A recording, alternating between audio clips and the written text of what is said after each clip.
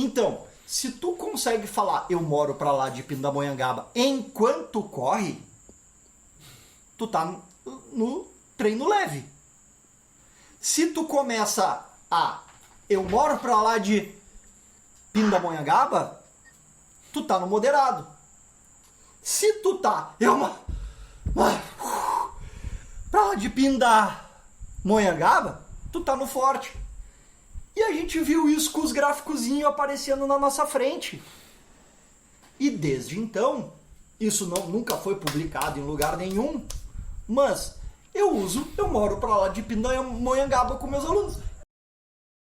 Fala, meus brutões! Seja bem-vindo no outro lado, onde a gente vai explorando as trilhas vastas da sua mente. Com quê?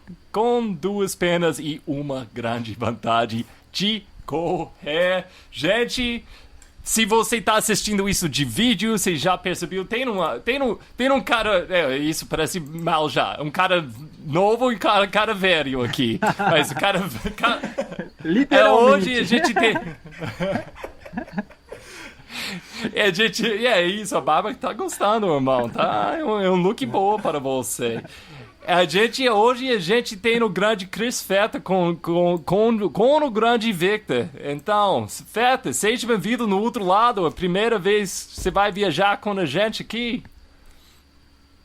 Na verdade, Roger, primeiro te agradecer o convite, agradecer o teu convite do Vitor aí e te dizer que não é a primeira vez que eu tô viajando contigo no Ultralado, porque eu ouço o podcast. Então eu já fiz muitos quilômetros te ouvindo, mas eu nunca vim aqui falar. Então viajando no Ultralado eu tô. Agora, hoje eu tô ajudando os pilotos aqui a pilotar esse avião. Agora você entrou no cockpit, então, que bom, cara. Na verdade, eu não aguento ouvir, então, quando eu tô correndo, não aguento ouvir meu próprio voz, então, eu nunca fiz isso, então, você tem que explicar para mim essa viagem. Você corre mais rápido ouvindo o outro lado ou mais devagar? Mais devagar. Mais devagar? Ok. Devagar, vou curtindo. Eu não tenho pressa. Isso é bom, porque você não quer ser o treinamento para acabar. Saquei, então. Daí a gente vai falar de treino leve, treino forte, mas eu vou deixar isso para depois. Gente, então hoje a gente tem uns grandes assuntos aqui. A gente vai falar sobre o VO2 Max, a gente vai entrar o que é, como medir, a gente vai falar como implementar isso nas seus treinos, a gente vai falar eliminar lactato e tipo o que é isso, como é ligado com o VO2 Max, como medir de novo, a gente vai falar tudo isso, as coisas mais complicadas, a gente vai falar um jeito mais simples para entender e como implementar dia a dia no seu calendário, sua planilha, como pensar, talvez você nem tenha uma planilha, só para entender essas coisas que ajudam a gente a treinar um pouquinho mais, fica um pouquinho melhor nessa coisa que a gente adora de correr. E a gente vai fazer um show and tell, uma coisa em inglês que você faz como jovem, onde você vai mostrando uma coisa rápido. A gente vai compartilhar umas pesquisas sobre VO2 Max ou artigos sobre esse assunto que a gente gostou. E se tudo der certo, a gente vai chegando no fim. Feta falou antes de gravar, sem dúvida, a gente vai falar tudo sobre isso. E a gente vai chegar no fim para falar sobre o calendário de 2023, quais provas tá te deixando mais animado, como você está preparando com isso, entre todos esses assuntos de VO2 Max e eliminar e como você pode implementar isso entre provas, entre seus ciclos, para chegar na prova um pouquinho mais pronto. Então, gente, prontos? Bora! Muito pronto. Muito pronto. Muito Ok. Vamos começar. O Feta, vou começar com você. O VO2 Max. O que é isso? Eu tô falando VO2 Max, bem em inglês. Explica para a gente aqui, faz a tradução. O que é isso, cara? Porque é uma coisa que vai aparecendo na pacote, parece muito legal, né? Sempre tem uma coração e uma linha de VO2 Max. Mas o que é? Cara, assim, Roger, isso é uma das coisas mais importantes, mas ao mesmo tempo superestimadas da corrida. Eu vou tentar contextualizar. Mas basicamente o VO2 ele é o uso do oxigênio pelas mitocôndrias da célula para a produção de energia. Puta, Fetter, mas era para falar simples, cara. Acho que eu peguei então, três palavras. Eu peguei três palavras. Oxigênio, mitocôndria e energia. Meu Deus, que loucura. Tá, vamos então mais simples. Vamos traduzir de uma coisa um pouquinho mais tranquila. É a capacidade do nosso corpo, tá? Transportar oxigênio. O oxigênio que a gente respira e a gente transformar isso dentro do nosso metabolismo em energia. Para onde que vai essa energia? No nosso caso, para a corrida. Então a gente precisa, quanto maior for a capacidade que a gente tem de pegar esse ar que está na atmosfera e trazer para o nosso corpo, melhor é a nossa produção de energia. Quanto maior a nossa produção de energia, melhores corredores nós somos. Ficou um pouquinho melhor? Eu acho que peguei a maioria das coisas. Então, tem esse oxigênio, esse ar entrando, mas o que você vai fazer com isso? Vai entrar sangue, tem que entrar o músculo. Como vai entrar o músculo? Pelo mitocôndria, né? Exatamente, mas é que daí a gente vai entrar em fisiologia muito difícil. Mas a parte que a galera tem que entender, o VO2 é pegar o ar que a gente está respirando e transformar em energia, ponto final. É isso. E o VO2 máximo é o máximo dessa capacidade que a gente tem de metabolizar esse ar em energia. E aí a gente vai entrar numa série de processos que para que a gente melhore, a gente precisa aumentar o número de mitocôndrias, a gente precisa melhorar esse transporte de oxigênio, blá blá blá blá blá. Mas assim, basicamente pega energia, pega ar e transforma em energia, ponto final. Legal. E Victor, então, como você vai medindo isso? Eu vi pessoas falando o número, tipo, meu VO2 max é blá blá blá, eles falam o número, 190, 180, e o que é isso? Como você vai medindo isso? O que significa esse número no fim? Bom,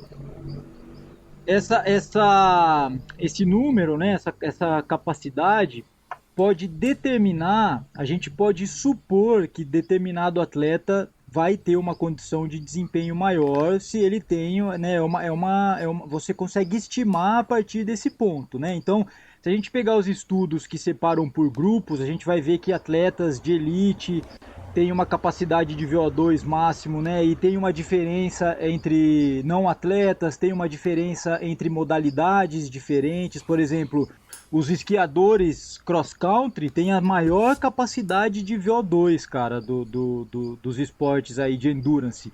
Porque justamente eles utilizam mais músculos o tempo todo nessa atividade de endurance. Então, ou seja, está usando, né, no caso dos corredores, enquanto a gente está consumindo muito mais nos membros inferiores, o esquiador, no caso, também está usando os braços. Ou, né, Fetter, de repente, quando a gente pensa em corredor de montanha, quando está usando os bastões, né, também a gente está aumentando essa utilização de oxigênio, dividindo em outros membros ou outra musculatura, né? Então, o jeito de se medir isso de maneira direta, mais confiável, né, seria pela ergospirometria, que é aquele, né, o pessoal aí já deve ter visto, que coloca aquela máscara e basicamente é uma continha entre o oxigênio que entra e o CO2 que sai. Tá? Para ser bem básico, né, Fetter, com isso, a gente conseguir fazer essa conta, né, essa razão entre um e outro, a partir disso você consegue saber o quanto está metabolizando de carboidrato, de gordura, para ser de uma maneira bem resumida, né? E aí a gente tem uma diferença entre as populações. Por exemplo, os atletas de endurance, de alto rendimento, sei lá, chega a ter um VO2 aí, vamos colocar um número redondo, né, que o pessoal costuma usar. É claro que aí tem a quantidade de ar por quilo corporal, mas é por volta de 70, né, Fetter? Qual que é a unidade? Eu não lembro agora, cara. Pega um cara, vamos falar do Kilian, então.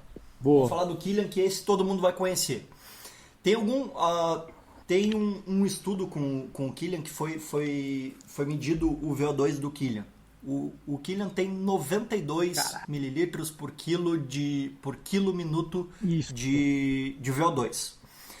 Só que aí quando a gente pensa no VO2 tem dois números. Aquele que aparece eventualmente no teu Garmin ou no teu relógio, no teu GPS, ele estima ao longo dos teus treinos, etc., tem um númerozinho ali, né, que é 60, 50.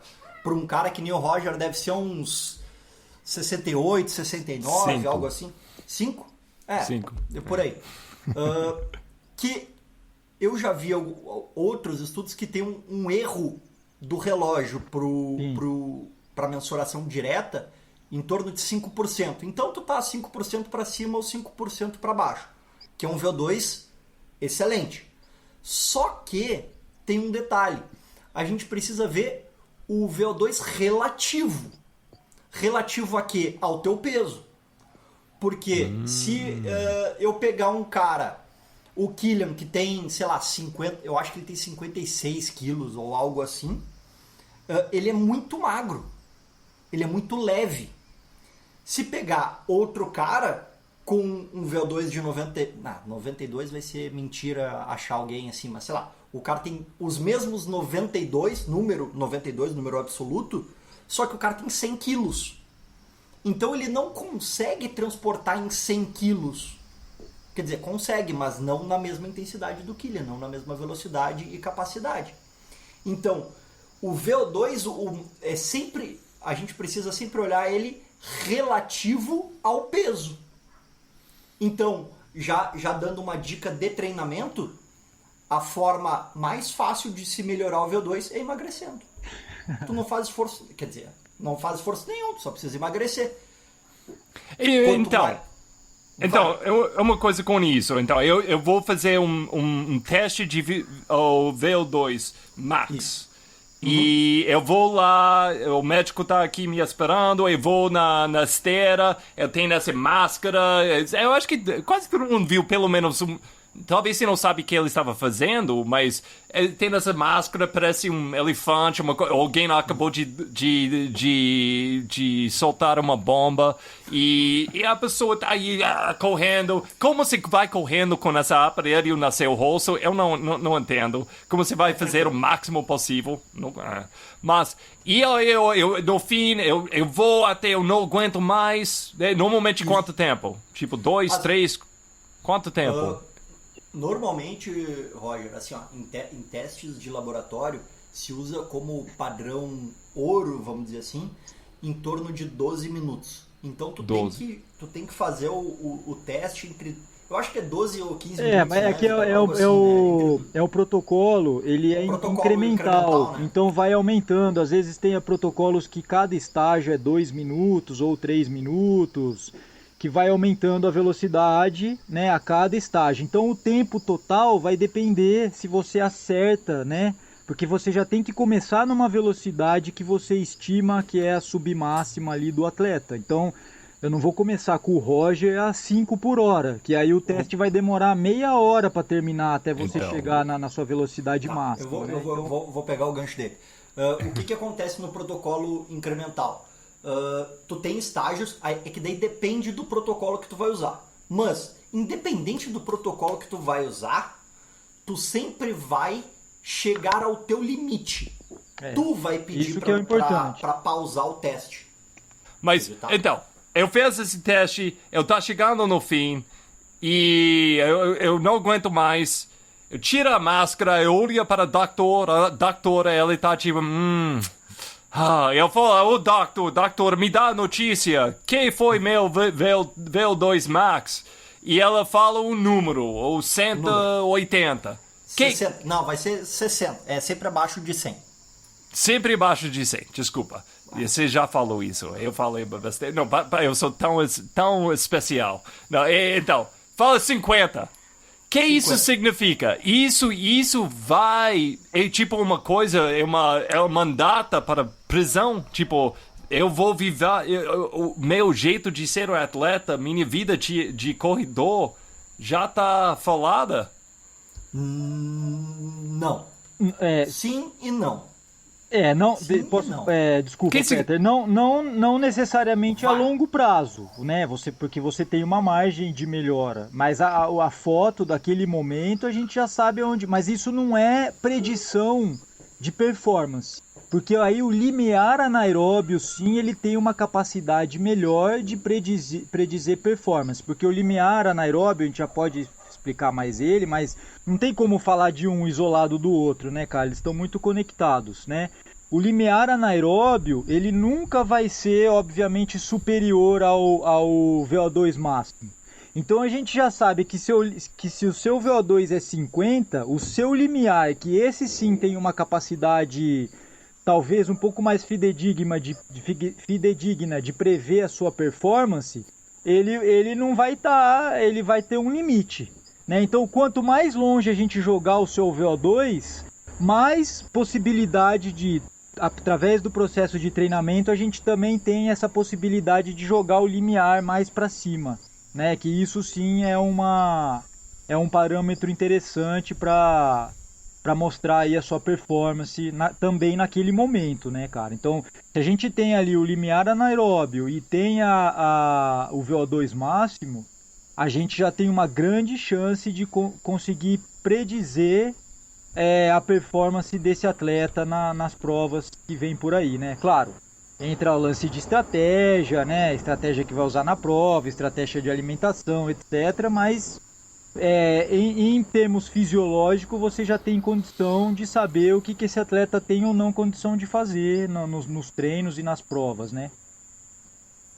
Mas, Vitor, deixa eu fazer um complemento contextualizado. Vamos lá. O VO2, ele não é uma prisão, tá, Roger? Ele não é uma prisão. Mas o VO2, por que na minha primeira fala eu falei que ele era superestimado? Ele é superestimado porque todo mundo fala, vou fazer um treino de VO2, vou fazer um não sei o que para aumentar meu VO2. Cara, sendo que a ciência diz que os caras estudaram a vida inteira e conseguem, quando muito, 10% de melhora no VO2. Cara, 10%. Sim. Então, assim, não é uma prisão, mas tu sabe que tu vai, vamos dizer que se tu for muito bem treinado na tua vida, tu vai melhorar um pouquinho mais. E aí, fazendo um complemento com o que o Vitor disse, é muito mais interessante ou muito mais, sei lá, eficiente a gente pensar em melhorar outras coisas na nossa corrida e não ficar olhando para um número que o teu GPS exatamente diz.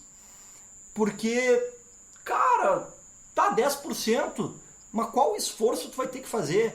Porque a gente nasce com uma capacidade máxima de VO2. E aí o Vitor falou muito bem, os esquiadores cross-country são os que têm o maior VO2 dentro do Endurance. Mas não é por causa do esporte. Exato, cara. São as pessoas que são pré-definidas pela genética para fazer aquele esporte. Sim, Se eu for fazer o ski cross-country, eu posso ser o melhor treinado do mundo. Eu vou ser só um pangaré treinado se eu não tiver genética. Então, como você pode treinar essa coisa de melhorar seu VO2? Você pode fazer isso? O que você faz com essas informações depois você tem? Quer ir, Vitor? Não, eu queria fazer um parênteses só, porque eu achei o Fetter tocou num ponto legal, cara, que muitas pessoas acham, por exemplo, que você fazer determinada modalidade, ela vai te levar a ter aquelas características específicas daquela modalidade. Por exemplo, um erro grotesco. Meu filho é baixinho, então eu vou colocar ele no basquete para ele ficar alto. Você tá matando o moleque, cara, porque você vai jogar ele numa modalidade em que uma das características principais é ser alto, e não é isso, entende? Que é uma seleção natural, ou seja, Ah, então por que, que os caras da NBA só tem acima de 2 metros? Porque é uma peneira. Os únicos que sobreviveram no basquete é os que tinham predisposição genética e treinaram muito, porque é uma seleção. Não adianta também só ter 2,20 m, não adianta só isso, né? Mas só sobreviveu dentro do esporte aqueles que tinham uma predisposição para isso. O esqui e cross country só vai, como o Fetter falou, pode a gente treinar pra caramba, não sei o que, só vai chegar na elite mundial aqueles. Eu não faço natação, já vi mulher falar isso. Eu não faço natação porque fica com o ombro muito largo. Meu, você pode nadar 8.000 metros por dia que você não vai ficar com o ombro largo. Ah, então por que quando eu assisto a Olimpíada, todas as meninas nadadoras boa que estão lá têm o ombro largo? Porque a natação precisa de uma boa envergadura, então aquilo é a seleção natural que vai fazer com quem chega em alta performance é quem tem aquelas características, né? Por isso que tem duas coisas, você pode fazer o esporte que você quiser, você pode jogar basquete com 1,5 m e se divertir e ser feliz. E você pode ser corredor com um VO2 de 40 e se divertir e ser feliz. Mas, infelizmente, cara, você já vem com um carimbo ali de fábrica se você vai chegar no alto rendimento ou não, né? Aí, se você tem condições ou não. Aí, dentro daquelas pessoas que já têm aquelas características, aí sim, o treinamento, a dedicação, outros fatores genéticos, enfim, ó, o tempo exposto ao treinamento é que vai decidir quem vai chegar no nível, né, ali top. Certo, Fetter? Exatamente. E só fazendo uma analogia que todo mundo vai conhecer. O Kipchoge, quando ele bateu o recorde das 2 horas na maratona, ele foi por um projeto da Nike. E nesse projeto da Nike existe um documentário que estava no YouTube, ao menos eu vi no YouTube. E nesse documentário, o que os caras fazem? Pegam os melhores fisiologistas do mundo, os melhores nutricionistas, melhor treinador, melhor tudo do mundo. A Nike vai lá e bota dinheiro nos caras e fala assim, ó, selecionem os melhores atletas que nós vamos fazer as 2 horas, abaixo de 2 horas. Beleza, eles vão lá e selecionam os melhores atletas. Entre eles, o Kipchoge, o Tsedai Tedesi e mais um outro rapaz que eu não me lembro. Mas o Tsedai Tedesi era o recordista da meia maratona na época e ele tinha o melhor VO2, ele tinha o melhor limiar, ele tinha todos os índices fisiológicos muito melhores que o Kipchoge. E aí vem o que o Vitor falou. Pô, mas por que o maior VO2, o maior limiar não foi o que fez as 2 horas? Porque dentro do treinamento a gente tenta transformar em números e coisas cartesianas pessoas que são mente, corpo, metabolismo e uma série de outras coisas que não entram nos números. E os caras não... o melhor fisiologista do mundo olhou pro Kipchoge e disse assim, eu não sei por que é ele. Eu não sei. Então, o que você acha? Você acha que quanto mais distância, só entre o mundo de correr, quanto mais distância, tanto menos, tipo, o VO2 max entra? Você falou o Kilian, ele é foda em qualquer distância, eu acho que, mas você acha que a gente colocar, tipo, 100 metros, tipo, 100 pessoas que correm 100 metros e 100 pessoas que correm 100 milhas. Você acha que os 100 pessoas correndo, a probabilidade vai ser que eles tenham o médio de VO2 max vai ser mais alto? Eu acho que a média, tá, Roger, nessa tua pergunta específica, provavelmente vai ser dos caras que fazem 100 milhas. Porque o treinamento de 100 milhas melhora fatores que melhoram o VO2. Como, por exemplo, as mitocôndrias. Velocidade e potência não é tão dependente, porque o VO2, o limiar estão relacionados a características aeróbias, né? De endurance. Boa. E já a potência e velocidade são outras características fisiológicas, né? Mas pensando em... talvez essa pergunta, você poderia refazer ela, né? Até vou fazer pro Fetter aí, jogar. Entre 10 quilômetros e 100 milhas. A mesma pergunta do Roger, só que entre 10 quilômetros e 100 milhas. Não sei, cara. De pronto assim. Eu acho, é um chute, Sim. tá? E espero que quem esteja ouvindo aqui no futuro, se tiver esse dado, pode me mandar. Ah, eu tenho certeza que amanhã eu e o Fetter já vamos estar trocando mensagem, mandando artigo um pro outro. Mas assim, eu infiro que seja dos 10 quilômetros. Eu também acho, cara. Sabe por quê? Eu infiro porque os 10 quilômetros é uma das provas mais difíceis de performar. Porque tu precisa tanto da parte aeróbia quanto da parte anaeróbia. Tu fica bem no... Não, sim, ainda já meiuca, é assim. mais próximo do VO2, né? A Ultra você corre o tempo todo abaixo do limiar, por exemplo, né? Eu acho que a gente podia falar do limiar, Muito né, abaixo, cara? né? Senão... É, exatamente, porque a gente já usava essa palavra várias vezes. O limiar aeróbico, você já usava, o VT. O limiar, essa palavra já entrou, mas o limiar de lactato, é tipo, o que é isso? Esses limiares, aeróbico, lactato, e como entra esse jogo com VO2? Bom, posso ir, Fetter? Posso ir, cara. Vai. O limiar anaeróbio, ele se refere, cara, à máxima capacidade que uma pessoa tem de manter uma atividade, né, constante, exclusivamente pela via aeróbia, né? Acima desse limiar, você já começa a ter uma participação das vias anaeróbias, ou seja, que não é só dependente do oxigênio, que começa a utilizar... por exemplo, fibras do tipo 2, né? A fibra do tipo 1 é a fibra que tem mais características, fibras mais lentas, mais características, nossa, né? De atleta de endurance, né? Mas, claro, todo mundo tem fibras também tipo 2. E quando você também é feito um teste incremental, né? Onde vai aumentando a intensidade, e o limiar de lactato, ele simplesmente significa você mensurar o limiar anaeróbio. Ficou claro, cara, o limiar anaeróbio, o Fetter? Esse é o máximo equilíbrio entre a produção e remoção de lactato. Quando você chega num determinado ponto, você chega num determinado... Vamos supor que o Roger tem um limiar, antes de falar exatamente o que é limiar, mas vamos falar que o Roger tem um limiar de 15 por hora. 4 minutos por quilômetro. Significa que ele consegue sustentar essa velocidade por uma longa duração exclusivamente pela via metabólica oxidativa do endurance, né?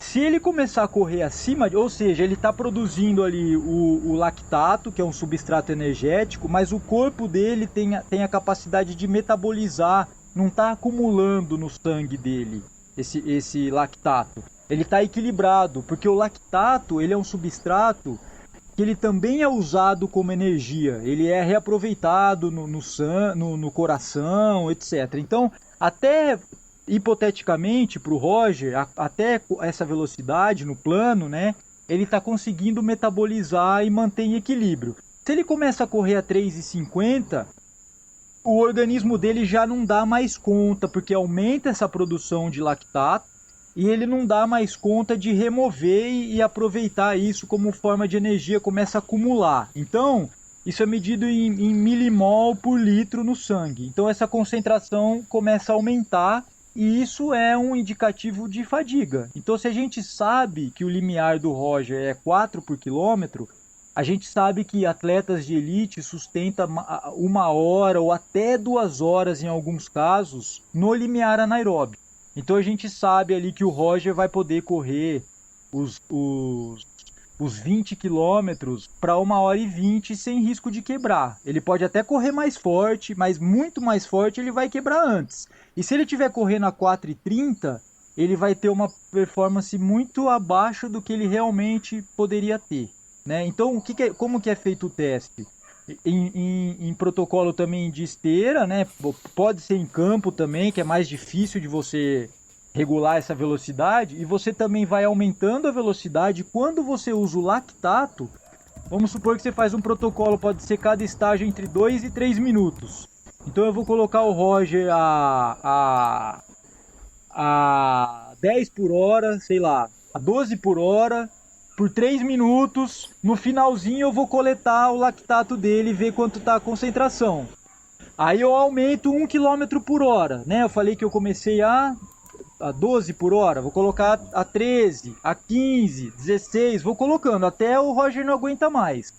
Quando eu colocar a concentração do lactato no gráfico, eu vou ver que naquela velocidade que eu falei, né, 4 por quilômetro, 15 por hora, né, a gente vai ver que a concentração de lactato dele estava mais ou menos estável no 12, 13, 14, quando ele chegou no 15, a curva quebrou para cima, começou a subir muito, porque já perdeu esse equilíbrio.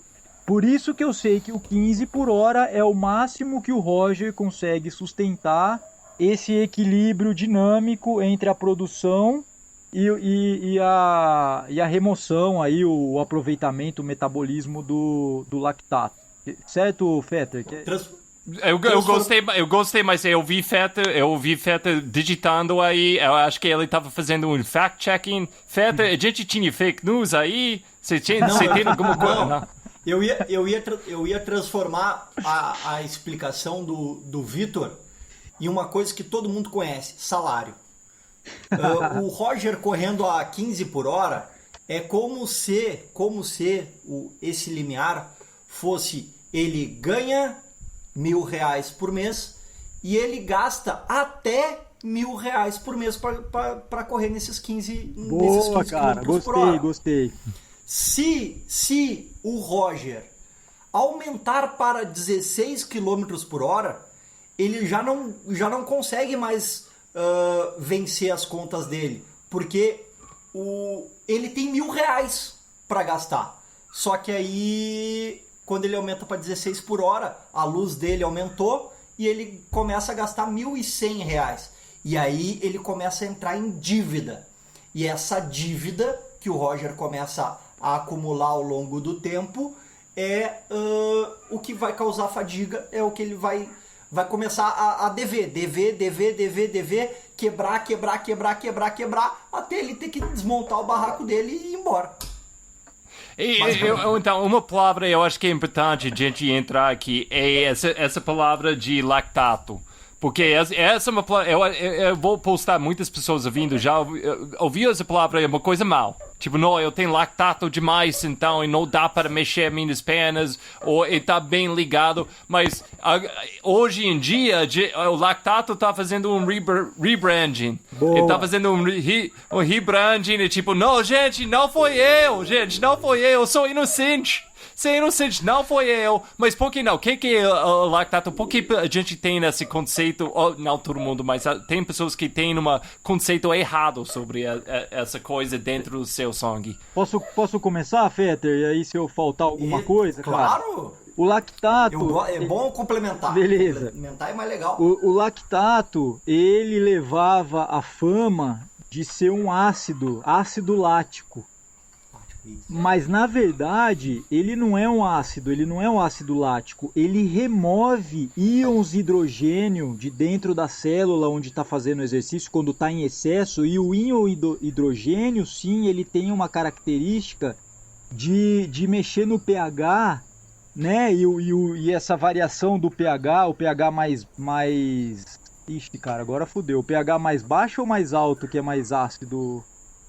Enfim, mais baixo ou mais pH ácido? Mais baixo, mais ácido, exatamente. Então esse pH começa essa concentração de íons hidrogênio e ele tem afinidade com o lactato. Então o lactato ele transporta fora esse hidrogênio, ele tampona esse hidrogênio. Então ele não é um vilão, porque não é ele que é o responsável por essa acidose metabólica. Ele, na verdade, ele está ajudando a diminuir essa acidose metabólica. Mas é claro, quando você entra na conta negativa que o Fetter falou e começa a correr juros e tal, mesmo com o lactato tentando jogar esse hidrogênio para fora, chega um momento em que não dá mais conta disso, né? Então essa foi uma dessas características. Outra coisa também, o lactato ele também é um substrato energético. Depois que ele transporta o hidrogênio fora, ele também é reaproveitado como energia principalmente no miocárdio, né? Então ele também é um substrato energético, assim como o carboidrato. Bom, no fim tudo vira ATP, né? Mas não vamos entrar nisso, cara, que vai ficar muito... Não, aí vai ser, Mas aí, no fim aí nós vamos tudo ficar. é a moeda energética, tudo é o que transforma em energia, né? Inclusive o lactato. Então por isso que hoje ele não é mais visto, né, como o vilão da história, Então, mas ele é um cara que tempo ajuda inteiro. muito a você prolongar, ele que ajuda você prolongar a sua fadiga, né? Então, o fim do filme, a cara com só um ombro, um braço, vai aparecer o vilão. O vilão o tempo inteiro foi hidrogênio. Que foi a palavra? O vilão... Na verdade o vilão mesmo? o vilão é a acidose metabólica, né? Acidose metabólica. O vilão e é o você... tempo inteiro, a lactato nem foi tá tentando te ajudar a tirar a vilão. Exato, cara. E, além disso, tava tentando te dar jantar na mesma hora, te dar comida na mesma hora. E quer ver só outra coisa, cara? Por favor, se ouvir isso, né? Ainda mais se você for profissional, da área, por favor, cara, vai dar uma reciclada, cara. Dor tardia não é ácido lático no músculo, cara. O Fetter achou o bico ali. Então, nossa, eu tô com ácido lático acumulado, por isso, né, sabe, no dia seguinte da prova? Primeiro que se você mensurar 15 minutos depois, cara, de você ter feito o maior esforço, o seu nível de lactacidemia, que é o lactato no sangue, já vai ter baixado para níveis de concentração normal. Né, por mais esforço que você fez em alta intensidade, se eu não me engano, até 40 minutos depois já zerou, cara. Então não tem nada a ver. Dor muscular tardia é um processo inflamatório, de ruptura mesmo ali das fibras. Esse é um outro assunto que a gente pode marcar um outro podcast, mas não é ácido lático que tá me doendo o músculo da perna, da bunda, seja do que for. Ontem eu fiz umas barras, eu tô com ácido lático aqui na minha... Tá, isso aí, cara, caiu em 1990, cara, já. Mas é claro, demora um pouco, né? O que a gente vê nos artigos demora talvez até 10 anos para chegar nos livros texto e mais 20 anos para chegar na academia. Na academia, quando eu falo, não a academia mesmo, onde a galera treina, né? Então, na Smart Fit. Na Smart Fit demora 50 anos para chegar. Certo, Fetter? Cara, perfeito, Vitor. Eu não explicaria melhor cara, ainda bem que tu falou desse negócio, porque eu tava na ponta da língua falar, cara, uma coisa é uma coisa, outra coisa é outra coisa. Mas eu acho que tu foi perfeito. Eu não tenho nada a acrescentar no que tu falou. Não, então, gente, a gente chegou de falar que a gente quer falar sobre VO2 Max e lactato. Eu acho que tem várias outras coisas aqui. A gente, essa transição de seu peso, a quantidade de oxigênio, a mitocôndria, como qual tipo de combustível se está usando. Eu acho que é legal, Fetter, a gente relacionar isso, de repente, um pouco com as zonas de treinamento, né? É isso que eu ia falar. Então manda aí, cara. Então, quem não ouviu, desculpa, isso foi a ideia, dessa é a ideia, porque a gente gravou umas semanas atrás com Bita falando sobre o Z2 treinar mais devagar para ficar mais rápido, e agora a gente quer ir no outro lado do scope e a gente quer falar sobre correr mais rápido. Então, como cabe tudo isso nesse Z1, Z2, Z3, Fetter? Aí agora nós vamos se complicar. Agora eu tô na hora de me complicar. Mas eu gosto de me complicar, eu gosto de uma discussão. Tá, então vamos lá. Primeiro que... Aí eu vou fazer declarações fortes, tá? E tomara que o Vitor discorde, porque daí dá audiência. Te amo também, te amo também. Olha só. A gente falou aqui de... basicamente duas coisas, né? Limiar anaeróbio e limiar aeróbio, tá? Duas coisas. Que se a gente colocar duas linhas, né? Imagina duas linhas só, duas barras. A gente tem antes do primeiro limiar, a gente tem entre o primeiro e o segundo limiar e a gente tem depois do segundo limiar. Ou seja, 3 partes, né? Ou seja, zona 1, zona 2, zona 3. Só que, o que acontece? Fisiologista, ele gosta de ser mais inteligente que os outros. Então, o que os caras querem fazer? Ah, não, deu uma curvinha de 2 graus acima, então vou fazer mais uma zona aqui, zona 4. Ah, daí teve mais uma aqui, zona 5. Cara, tem gente que divide até em 12 zonas. Não existe repercussão fisiológica para tudo isso. Não existe mudança no treinamento para ter, sei lá, 7 zonas. Ah, se tu quer pro teu atleta para explicar um pouquinho melhor para ele e tu usa isso, cara, beleza. Eu, Cristiano, a forma como eu trabalho, são só 3 zonas. Porque, cara, vamos ser sinceros, é difícil para profissional entender esse monte de coisa que eu e o Vitor estamos falando aqui. Cara, é uma bigorna que tu precisa parir na faculdade para entender esse monte de coisa. E aí eu vou ter que explicar para uma pessoa que está, sei lá, fazendo publicidade e propaganda, o cara que é mecânico, o cara que uma outra pessoa que trabalha na agricultura, o que é o ATP, o que é o ácido lático. Cara, não faz sentido. Então, para mim, como é que eu preciso dividir as coisas? Existem 3 repercussões fisiológicas de verdade. Então, a zona... E aí eu vou por cores, porque daí todo mundo sabe que é uma sinaleira. No verde tu pode ir, ou seja, zona 1. Entre as zonas é o amarelo, tu tem que dar uma esperadinha, tu tem que olhar com calma o que tu vai fazer da tua vida. E o vermelho tu não pode ir. Ou se tu for, tu tem que tomar cuidado. Em grandes cidades tu pode ir, né? De noite é liberado. Mas assim, então a gente tem zona 1, zona 2, zona 3, porque só existem essas repercussões fisiológicas de verdade. O resto é briga de ego de fisiologista. Eu não vou entrar nesse papo.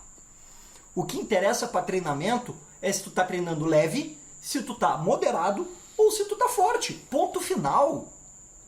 Ponto final. É isso que muda em treinamento.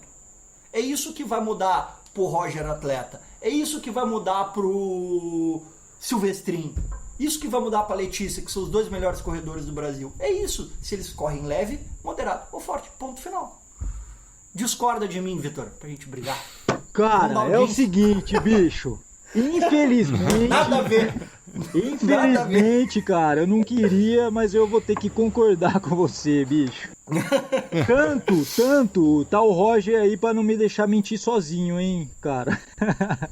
Ontem, cara, eu mandei no grupo da minha assessoria, eu reformulei a minha tabela esse ano da percepção subjetiva que eu uso.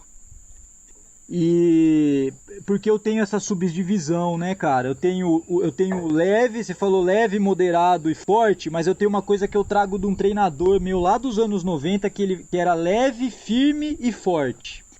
Então eu tenho dentro do leve, cara, 2 zonas.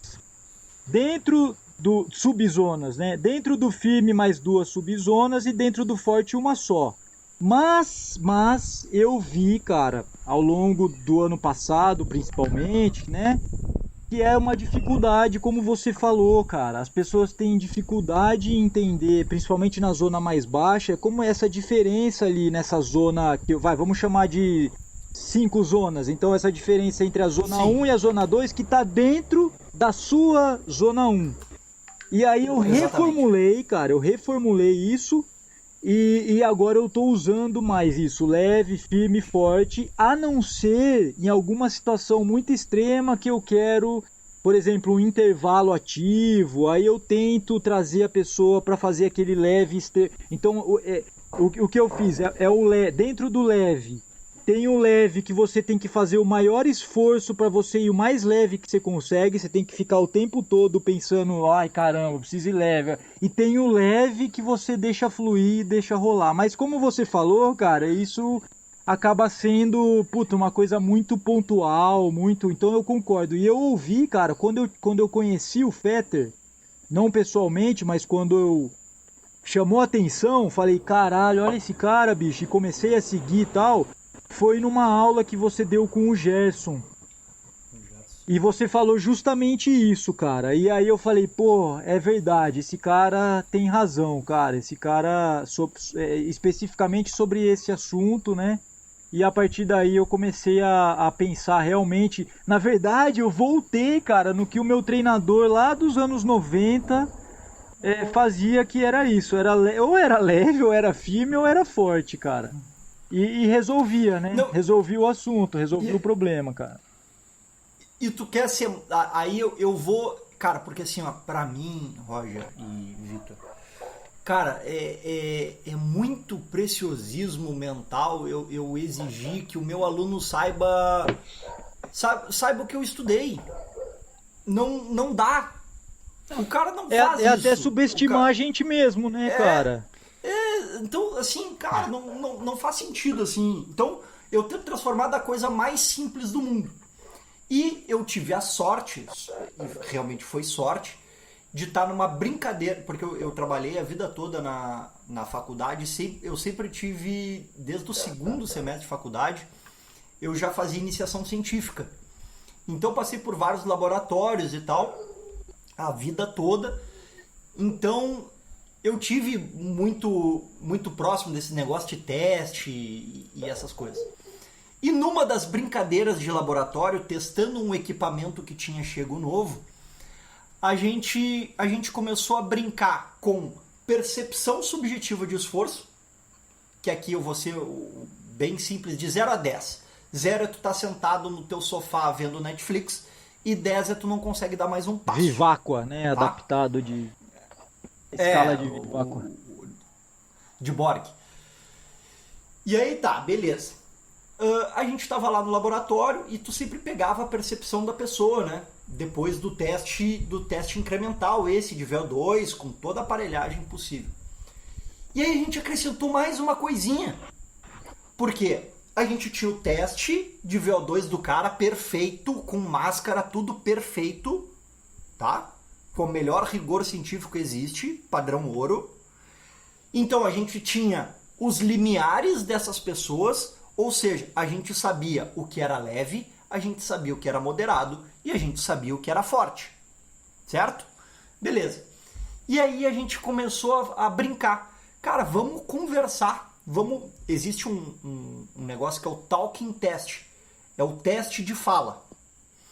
E a gente começou a colocar isso dentro das, entre aspas, zonas dessas pessoas. E a gente usou uma frase específica.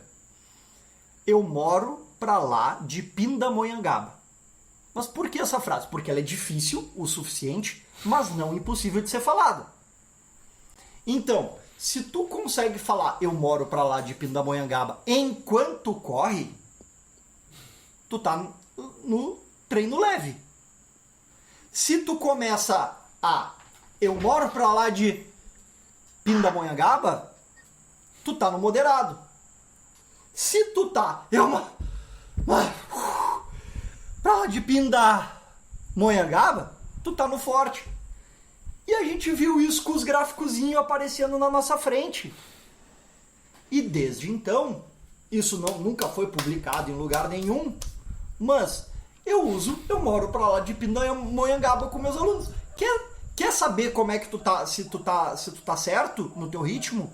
Eu moro pra lá de Pindamonhangaba. É simples. Transforma o que é puta complexo numa frase. Qualquer um consegue falar isso. Agora, pega e bota o teu GPS, galera dos números. Os caras adoram número, ritmo. Igual a galera, eles gostam. Então olha, vai lá, bota na tua frequência cardíaca quando tu estiver bem de boa. Trotezinho paquera. Aquele trotezinho vagabundo que tu dá, conversando com umas moças ou com os rapazes e tal. E tu olha lá. E aí tu fala, eu moro pra lá de Pindamonhangaba. Tu vai conseguir falar. Começa a dar uma firmada no passo. Vê se tu vai conseguir falar. Já vai ser um pouquinho mais difícil. Faz no intervalado. Vai, Roger, quando o Vitor te passar um intervalado, quando tu tiver com o coraçãozinho aqui assim, ó, na garganta, tu fala, eu moro pra lá de Pindamonhangaba. Aí eu quero ver. Eu gostei demais dessa ciência pura aqui. Mora para onde, cara? Mora para onde? Você mora na leve, você mora na firme, você mora na forte. Mas você usava uma coisa aqui onde eu quero entrar agora, é intervalo aqui. Como você vai treinando todas essas coisas que a gente vai falando? Vocês vai estudando o que é isso dentro do corpo e tudo assim, mas vocês dois são treinadores também, e você vai ajudando pessoas a melhorar a performance usando todo esse conhecimento de VO2, ou laminar e tudo assim. Como você vai treinando essas coisas e implementar isso numa planilha normalmente? Essas coisas, por exemplo, intervalo. Ou é uma coisa, eu não sei em português, os strides, quando você faz um tiro de 10, 20 segundos. Como você gosta de implementar essas coisas mais de veloz, de mais rápido no treinamento? Que aí, Vitor, que eu falei pra caçamba antes, agora tu fala. Não, cara, sim, pode ser. Bom, acho que tem todo um contexto do período, né? Apesar que eu, cara, não sei o que o Fetter acha, mas eu não gosto de trabalhar com as periodizações, com as fases bem marcadas, no sentido de que, a base você só vai rodar no específico. Não, cara, sempre tem de tudo. Mas é claro, vai predominar uma ou outra coisa dependendo da fase que tá. E brincar, eu sempre gosto de falar, né, cara, aquele numerinho mágico, que não é mágico, mas eu acho que ele serve de apoio, que é aquele 80-20, né, cara? E o que eu menos trabalho é justamente, cara, submeter o aluno muito no que vamos agora então trabalhar daqui para frente, vamos convencionar então que a gente vai trabalhar com 3 zonas, depois de tudo isso que o Fetter falou e tal. Então onde eu menos trabalho é justamente na zona 2, que é o treinamento polarizado. Então é muito volume na zona 1, né? E os intervalados, né, na zona 3, né? E às vezes alguma coisa específica que é sustentar por mais tempo uma alta intensidade, que vai ser alguma coisa que vai cair ali pela zona 2, né? Mas sempre brincando muito e jogando muito, cara, né? Tem uma lógica por trás, mas não é... Bom, vou falar aqui pro Fetter ou para quem é da área, mas não é aquele gráfico clássico do Matveyev, que era um autor clássico russo lá atrás da periodização, onde você via certinho o gráfico da periodização anual de volume versus a intensidade, onde o cara tava lá 3, 4 meses do ano com o volume lá embaixo, lá em cima, a intensidade embaixo, depois esse gráfico se cruzava. Então eu não trabalho muito assim, eu trabalho muito mais ondulatório, mesmo porque hoje a gente tem um calendário de provas caóticos e pensando, né, aquilo que eu sempre gosto de trabalhar na tecla, cara. Eu sempre tenho esse raciocínio da biologia evolutiva por trás, né? E a gente tem que estar preparado, cara. É isso que importa. Pô, não adianta eu... Ah, não, mas hoje eu não posso porque o meu pico só vai... É lógico que a gente trabalha com pico. Não posso falar que eu não trabalhei com o Roger para ele ter um pico de desempenho na data tal lá na Itália, porque era uma, né? Mas não adianta também, não dá pro Roger. Ah, não, eu não vou correr agora porque o meu pico vai ser daqui a 4 semanas, então eu não aguento. Não, a gente tem que estar preparado, cara. Se eu precisar, eu vou saltar a sacada aqui da minha casa e vou correr 20 quilômetros se precisar. Essa é a ideia básica, né? Por isso que eu gosto de jogar com... Não vou falar caótico, porque tem uma lógica por trás, né? Mas, sei lá, não sei se eu viajei demais ou respondi mais ou menos aí. Deixa o Fetter aí Organizar melhor a ideia. Eu peguei cara, umas coisas 80 e 20, ciclos. Você usava muitas coisas de treinar e eu peguei, mas, Feta, o que você achou com tudo isso? Você Não, tem a uma gente- filosofia parecida? muito parecido, muito parecido, eu só vou explicar de uma forma diferente. Você mora onde? Assim, ó. Hã? Assim, ó. Você mora onde dessa vez? No Rio Grande Pra lá de Pindamonhangaba. Ah, não. Pra Você lá mora de lá? Pindamonhangaba. Ah, ok. Você falou muito Mas- fácil, então. Não, porque eu tô tranquilo. Legal, legal. Mas olha só, pensando no treinamento e como desenvolver os atletas, tá? Aí beleza. Eu cheguei Roger, vamos falar de prática, tá? Eu e o Vitor aqui, a gente tá Vamos. na ponta onde a gente tem os atletas, a gente tem os nossos atletas, enfim. Só que o que não nos ensinaram na faculdade é que os atletas têm filhos, os atletas trabalham 10 horas por dia, o filho do fulano não dormiu de noite, o cara tem que trabalhar até mais tarde, o cara precisa viajar. E ninguém fala isso na faculdade, nem está escrito em livro, muito menos nas pesquisas. Por quê? Porque uma das coisas para fazer pesquisa é tu deixar as pessoas em mais ou menos padrões. Ou seja, se a pessoa faltou 2 treinos, ela está fora da pesquisa. Se a pessoa, sei lá, se atrasou, ela está fora da pesquisa.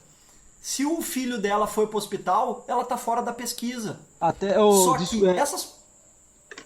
Não perde seu raciocínio, só pra complementar isso. Por isso tem muita pesquisa com militar, cara. Porque é um grupo controlado, porque os caras estão confinados num lugar, dorme, come igual, tem a mesma situação de estresse. Bom, fecha parênteses, desculpa, Feta. Não, mas é exatamente.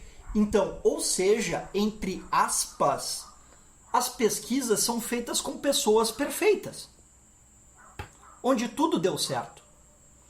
O que eu e o Vitor trabalhamos são com pessoas que nem sempre dá certo. Então, quando eu vou fazer o treinamento de um aluno, eu preciso entender o contexto de vida desse aluno, inclusive aonde ele mora, baseado nas provas que ele quer fazer.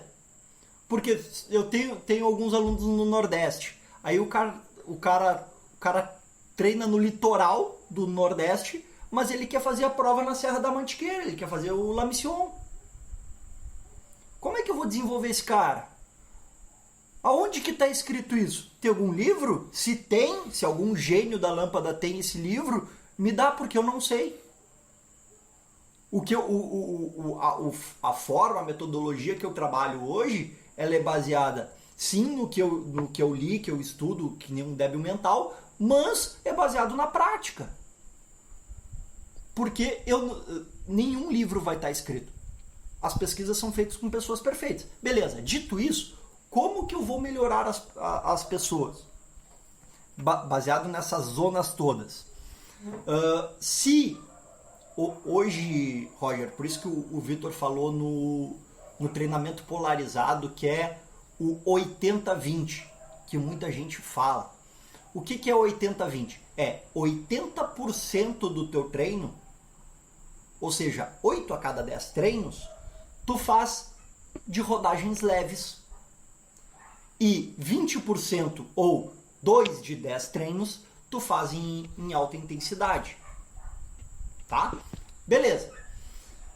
Por que não fazer alguma coisa nessa zona 2? Por que só trabalhar na zona 1 e na zona 3? Porque hoje, e isso está amplamente divulgado na pesquisa científica, é só sentar a bunda no computador e ler, é a melhor forma de adaptação que a gente tem. E quem é que são as pessoas que mais fazem isso? Kylian Jornet, Jonathan Albon, Eliud Kipchoge. Não sei se vocês conhecem esses caras, mas esses caras já entenderam treinamento. Esses caras já entenderam. E eles são bons porque eles têm genética sim, mas eles entenderam treinamento. Eles entenderam que eles precisam correr leve para poder correr forte. O que acontece com os nossos alunos em sua maioria? Não correr leve tão leve, nem forte tão forte, porque ele não consegue, ele não descansou o suficiente. Ele ainda está cansado. E a zona moderada não é que ela não tenha benefícios, mas é que ela tem menos benefícios em relação às zonas leves e fortes. Então, quando eu quero desenvolver o meu aluno, eu tento, Roger, fazer, e eu falo isso todas as semanas, a maioria dos meus feedbacks deveria ter corrido mais leve. Não correu mais forte porque deveria ter corrido mais leve. Tá muito forte. Basicamente, eu falo várias frases diferentes para falar que o caboclo tinha que correr um pouco mais leve. Por quê? Porque senão ele não consegue correr forte. E são os extremos que melhoram a gente. E aí o que o cara pensa? Bom, se eu ficar no modelo, se eu fizer um pouco mais forte, eu vou melhorar mais. Não! Não! Cara, olha qualquer treino do Kilian, olha o Strava dele, olha o Strava do Jonathan Albon, cara. Eles passam horas e horas e horas e horas e horas rodando na montanha. Vai olhar a frequência cardíaca dos caras, tem 120 e 130 batimentos. É zonas leves. E aí, quando eles vão treinar forte, aí é absurdamente forte. Porque ele está descansado, ele tem base. Então, a forma que a gente tem de desenvolver as coisas, Roger, pensando em VO2, pensando em limiar, pensando em coisas assim, é treinando zonas mais leves para aumento de mitocôndrias, vamos dizer assim, trazendo uma coisa bem simples assim que a gente falou aqui, mas aumenta o número de mitocôndrias. E para ser mais, uma analogia maior ainda, quando a gente vai fazer uma casa, a gente constrói uma casa pela base, pela fundação. Quando eu falo que vai ter mais mitocôndrias para essa base, eu estou chamando mais pedreiro para construir essa base. E aí tem um monte de pedreiro trabalhando na base. É tipo o lar docilar. Os caras chegam lá em uma semana e constroem a casa. Por quê? Porque chegou uma galera. Então eles constroem toda essa base. Para depois, com os treinos mais fortes, fazer as paredes dessa casa. Então, primeiro a gente chama mais pedreiro, né, desenvolve mais mitocôndrias, para depois poder transformar essas paredes e transformar a nossa casa. Só que o cara tem um barraco e quer construir 3 andares. Não dá. Não sei se eu falei demais. Então, eu moro para lá na casa feita de muita mitocôndria. E essa coisa de mitocôndria, eu acho que eu quero fazer um episódio todo. Eu tenho que falar com o bioquímico, alguém que pode explicar muito bem, mas de um jeito simples, todas essas coisas de mitocôndria. Eu adoro mitocôndria, acho que traz muitas coisas, como se pode produzir mais. Eu adoro esse assunto, mas vou ficar muito nerd agora mesmo. Quero jogar uma ideia na mesa. A gente usava esse termo 80-20. E você, Fetter, só para deixar coisas mais claras, tipo, ok, você tem 10 treinamentos, eu vou fazer 8 mais devagar, Z1, e eu vou fazer 2 Z3. É tipo, mas vamos mexer um pouquinho aqui. Vamos supor, ok, vamos entrar nessa ideia. Se eu posso fazer um treinamento mais em Z3, mas não, tipo, não sofrer tanto tempo onde eu tenho que recuperar. Então, eu vou fazer isso, mas a dosagem é muito pequenininho. Só para entrar numa fase onde eu tenho muito mais sangue entrando, meus músculos, e só chegando no limiar e eu vou cortando. Então, o que eu quero falar para você? Ao invés de fazer esses 8 treinamentos e 2 treinamentos, vamos supor, eu faço 5 treinamentos. Esses 5 treinamentos eu vou correndo devagar, tipo 8% do tempo. Bem no fim do treinamento eu faço 5, 6 strides.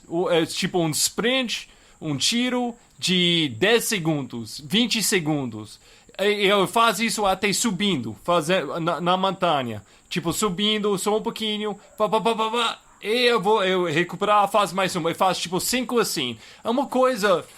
Não vou precisar 2, 3 dias para recuperar. Até o próximo dia eu vou ficar 100% para fazer o próximo treinamento. Minha recuperação de uma coisa vai ser rápido. Isso é um jeito de incorporar com mais frequência entrando Z3. O que você acha de usar essa ideia de 80-20 um pouquinho diferente do que simplesmente 8 treinamentos, 2 treinamentos? Não, eu só coloquei 8 treinos e 2 treinos, mais por uma coisa bem didática, assim. Isso não acontece Isso não acontece na prática. O que acontece na prática? O cara, dentro do treino dele, dentro do treino, da sessão de treino dele, ele faz uma boa parte de aquecimento e de desaquecimento em zonas leves. Feta, né? E... Eu tô travado. Voltei? Voltei ou não? Não voltei? Eu não sei. Acho que... Ok. Me avisa quando eu voltar. Voltei? Voltou. Fechou. Então, assim, dentro da sessão de treino, o cara vai fazer o aquecimento e o desaquecimento em zonas mais leves. Mas, entre aspas, o treino principal dele vai ser em alta intensidade. Vai ser acima da zona 3. Entende? Isso é mais... E isso vai acontecendo, que nem o Vitor falou, de forma ondulatória. Vai ter períodos que o cara vai estar fazendo mais treinos intensos e depois treinos menos intensos, porque a gente não melhora a nossa capacidade só batendo no corpo. O corpo precisa descansar. É igual forjar uma espada. Como é que se forja uma espada? No fogo e depois tu bota na água. No fogo e na água. Então, a gente tem períodos do treinamento que, sim, as zonas vão ser treinos mais fortes, mais pesados, mais enfim. E vai ter outros treinos que são regenerativos e de desenvolvimento aeróbio, vamos chamar assim, que são mais leves. Então, quando eu falo 80-20, Roger, é assim, pensa em 80% do tempo, não que seja exatamente, mas 80% do tempo, e 20% do tempo tu tá em zonas mais altas. Mais ou menos isso.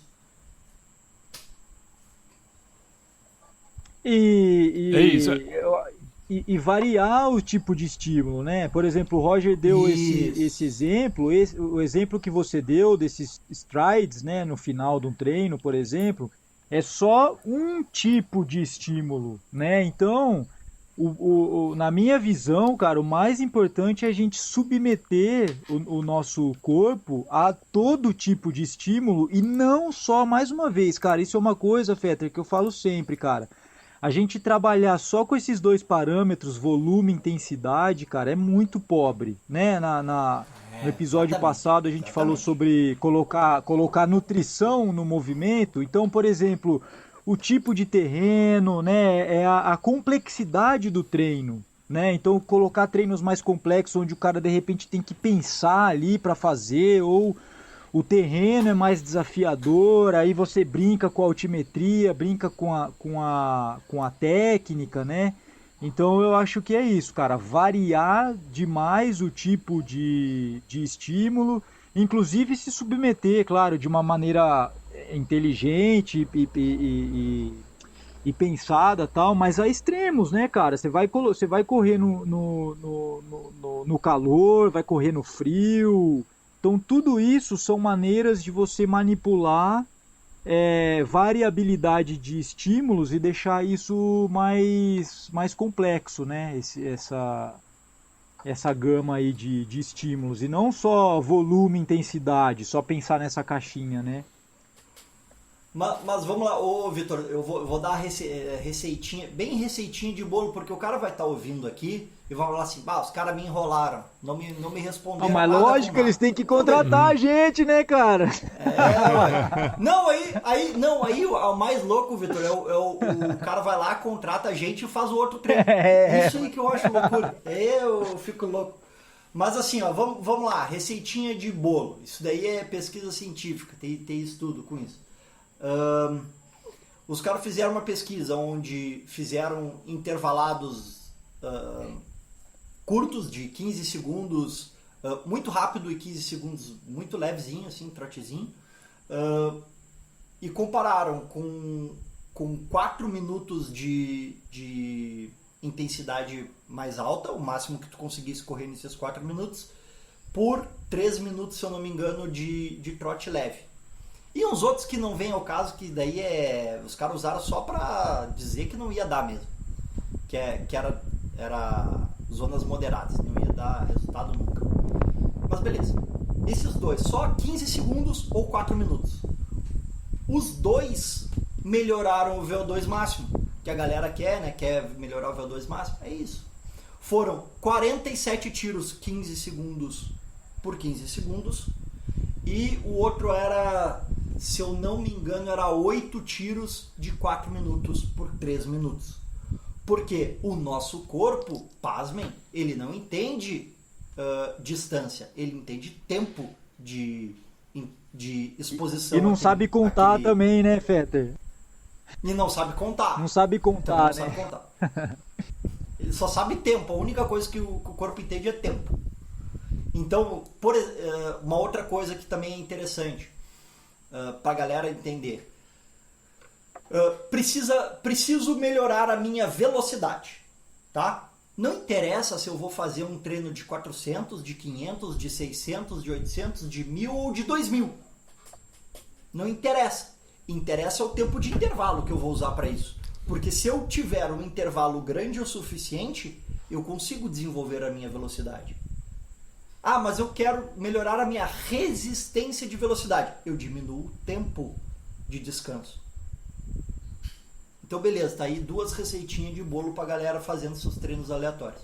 Isso aí. Tem também uma outra receitinha, uma formulinha que é 2x4 também, 4 a 6 repetições, que é 2 minutos forte. Eu uso isso, cara, porque também é um artigo que fez isso, colocar o cara na VO2 máximo, que significa a velocidade do VO2 máximo, ou seja, a sua velocidade pico. Por quê? Quando a gente está na nossa velocidade pico, a gente ainda demora cerca de 1,5 minuto a 2 para que o nosso metabolismo chegue no pico de VO2 máximo. E por isso os caras colocaram 2 minutos. Então é 2 minutos de pancada, o máximo que você consegue ali, que você não consegue falar nem pi do Pindamonhangaba e na pancada, e aí descansa, recupera, faz o intervalo ativo de 4 minutos e depois repete essa pancada de novo. Então, para quem gosta de receita aleatória, aí tá mais uma. Aí, ó, essa daí é boa. Se juntar essas 3 que a gente deu agora, o cara já tá muito melhor do que antes. Só não pode fazer todo dia, né? Bom, mas aí, daí vai lesionar, mas aí esse BO não é nosso, né? Então, a gente ganhou várias receitas deliciosas aqui hoje. Antes de entrar provas, rápido para fechar, a gente tem alguma coisa para show and tell, uma pesquisa, um artigo sobre esses assuntos que você quer partilhar? Eu vou jogar muito rápido, gente, só 2 minutos, fala o que é, mostra para a aula, mostra para todo mundo ouvindo, e eu vou colocar o link embaixo para pessoas lerem mais se quiser. Alguém tem uma coisa para show and tell? Quer falar, Fetter? Vai, menino Vitor. Não, eu vou...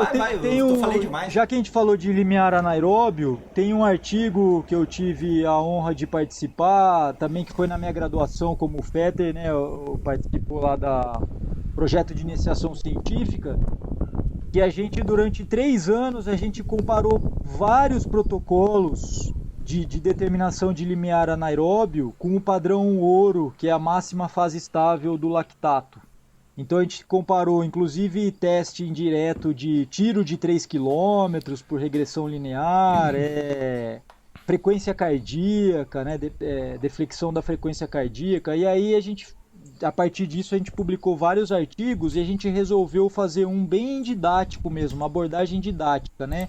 Depois o Roger coloca então, né, pra galera, quem quiser baixar, limiar anaeróbio e bioenergética, uma abordagem didática. Então faz uma revisão mesmo em português do que é o limiar anaeróbio, como ele funciona, né, metabolicamente, ou seja, fisiologicamente falando, e os protocolos por lactato, por concentração fixa, até por glicemia, comparando todos, qual a vantagem e desvantagem de cada um. Então, acho que é uma coisa que vale para o público geral, para entender, para quem, né, gosta de corrida, e também para os profissionais, talvez aprofundar um pouquinho mais. Pronto, acho que deu menos de 2 minutos. Gostei. O link vai ser embaixo. Gente, Feder, o que se tem para os alunos hoje, para show and tell? O Vitor me quebrou agora, porque o meu é em inglês, vai ser complicado, mas o Google Tradutor dá um jeito. Dá um jeito.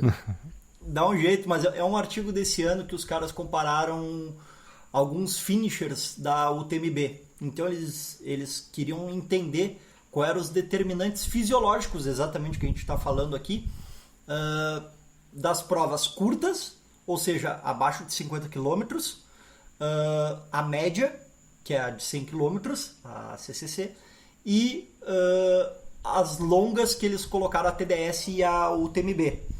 Então eles pegaram esses atletas, eram 75 atletas, se eu não me engano, pesquisaram esses caras antes e depois das provas, né? Então eles descobriram algumas coisas interessantes que, se tu quer saber quais são, se algum dia tu quer fazer o UTMB, eu insisto que você leia, mas aí vai ter que pegar o linkzinho com o Roger. Boa, gente. Valeu. Vou deixar embaixo aqui. Para meu show and tell, eu peguei um artigo de Maffetone, porque Maffetone está mais ligado com o que a gente estava falando antes de Z1 e a cara do Z1. A cara do Z1 e sempre tem entre esses testes que treinadores gostam de usar, tem uns que vai muito atrás o V02 Max e tem outros que fazem um Maffetone teste, onde você vai correndo o Z1 para 3 km. Então, mas esse artigo de Maffetone é Get Faster with Better Running Economy. Seja mais rápido com melhor economia de corrida. O Feta estava falando antes da minha poupança de correr e tudo isso, eu gastando meu dinheiro, mas essa economia de corrida é um outro assunto, é muito interessante para mim.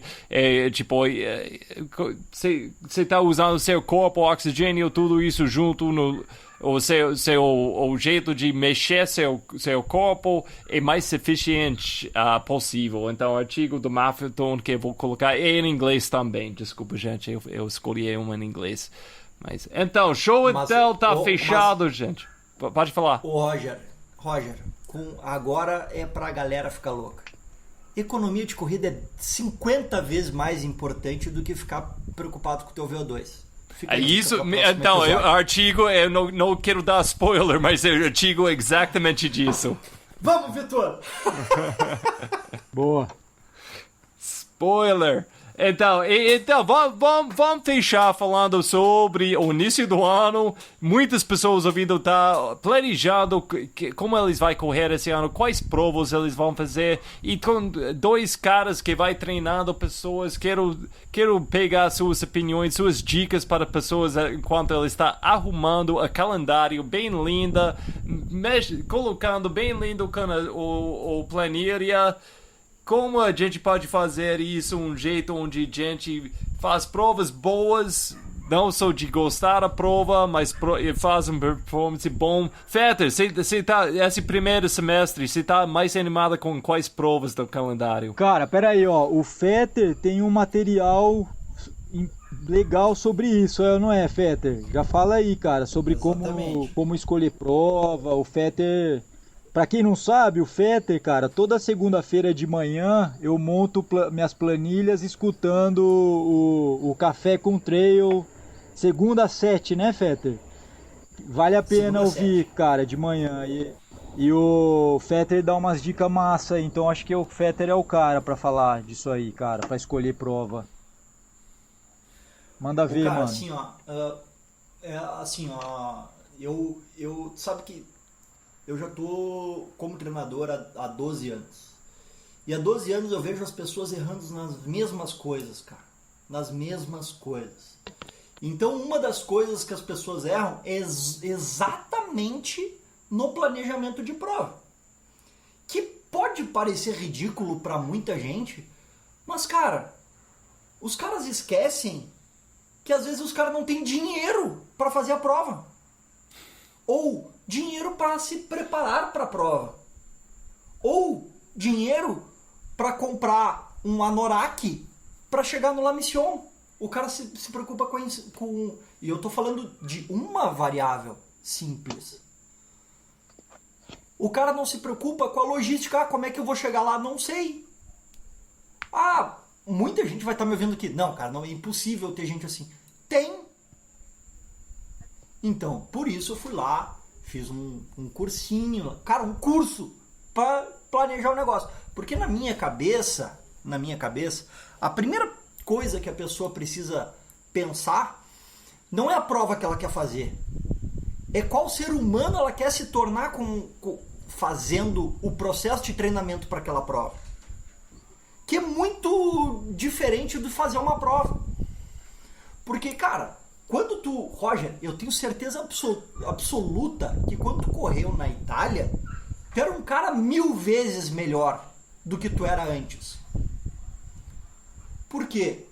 Cara, o processo de treinamento, quando a gente pensa no processo de treinamento, aqui a gente está falando de VO2, metabolismo, ácido lático, blá blá blá blá blá, mas a gente, cara, é marido, é pai, sabe? A gente tem uma vida profissional. E a prova, quando a gente vai fazer a prova, ela culmina em algo que é a tua transformação naquele caminho até chegar lá. E essa transformação, ela não é só na corrida. Porque tu vira um outro ser humano quando tu chega lá na prova, se tu faz as coisas certas. Então, assim, eu entendo que a primeira coisa a pessoa pensar qual ser humano ela quer se tornar quando ela virar ultra. Ou quando ela fizer 100 quilômetros, ou quando ela fizer 100 milhas, ou quando ela conseguir completar o La Mission, ou uma determinada distância, ou qualquer outra prova. Então, isso realmente muda a vida das pessoas. Eu vejo isso há 12 anos. Mas, beleza. Te respondendo aí com relação às provas que eu tô mais animado, vamos dizer eu assim. acho que o Fetter já fez um mic drop. Ele já deixou o microfone cair, ele tá tipo, boom. Isso foi uma lenda. É uma lenda, cara. Esse poema, foi linda demais, cara. Gostei demais. Então, mas entrando nessas provas mesmo agora. Na prova. Foda-se a transformação. Vamos lá, eu quero fazer a prova. Foda-se. Beleza. Eu quero fazer. Eu tenho R$200 no meu bolso e eu vou pagar. Não, eu vou pagar em nome de parcelado. Azar. Vou tocar. Mas assim, cara, eu acho, Roger, que esse ano, especificamente, a gente tá com um calendário, cara, gigantesco. Nossa. De provas. Perigoso. Mas e lindo e perigoso na mesma hora, meu Deus. Vai quebrar muitas pessoas. Nossa! Lindo e perigoso. Por quê? Quando eu falo ali da transformação, tem que entender também o que tu quer. Porque se tu, por exemplo, escolher tentar uma vaga no circuito Sky, vamos dizer assim, tu não pode competir algumas provas. Se tu quiser, eventualmente num futuro, correr o UTMB lá na França, tu precisa buscar os Stones aqui no Brasil. Então, a prova é em outubro, então talvez tu não possa fazer o La Mission, dependendo. Se tu fizer, sei lá, outras provas, se tu fizer o La Mission, talvez tu não vá conseguir fazer outras provas do circuito, dependendo da distância que tu quer no La Mission. Então, assim, cara, vai ser um joguinho de xadrez que tem que ser colocado. Porque esse ano a gente tem o Circuito Sky, o ranking, o circuito, tem o Circuito Sky, tem o Sul-Americano do Sky, tem o Campeonato Brasileiro do Sky, eu tô só no Sky. Aí beleza. Olha, eu não sei, mas ao que me consta, tem Mundial Trail esse ano. E aí, como é que vai ser feito o ranking?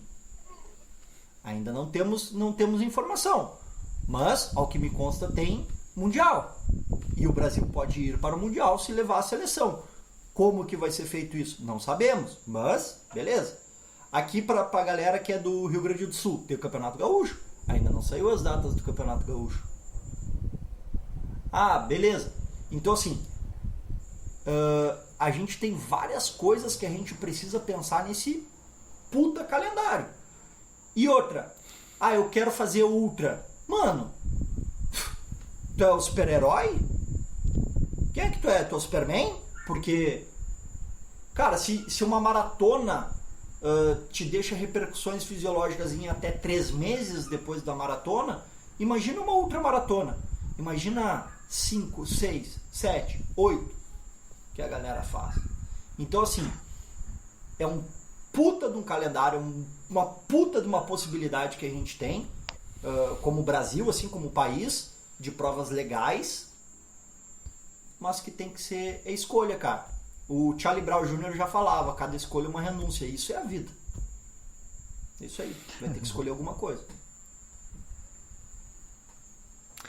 Ei, então, Victor, quero entrar por você, mas eu falei um pouquinho a última vez que eu gravei com o Victor, tipo, eu acho que eu falei isso, mas é uma coisa para mim nesse ano, assistindo as pessoas, mas você está falando mais pessoas à frente que está preocupado com o Mundial, que está preocupado de não só participar no Skyrunning, mas ganhar o Skyrunning, que é um perfil que está ouvindo agora. Tem outros, ele está mais, quer participar nesses eventos porque, nossa, é um grande show, é muito legal treinar seu corpo e participar nessas festas.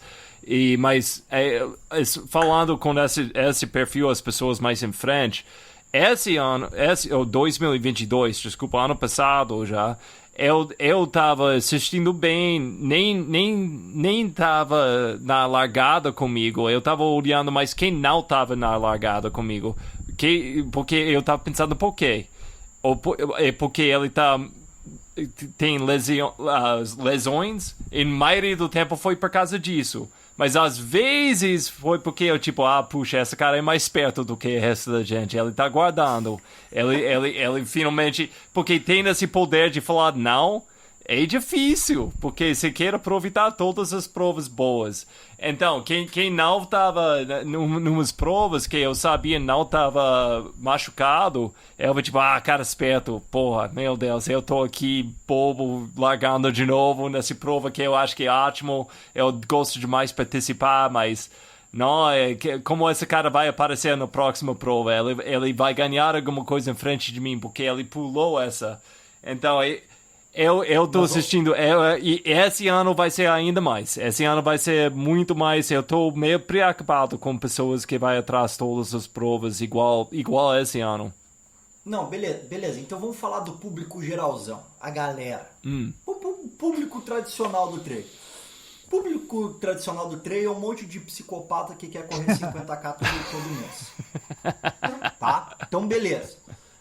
Cara, essa galera faz a prova entre 7h30, os melhorzinhos, a 10 horas.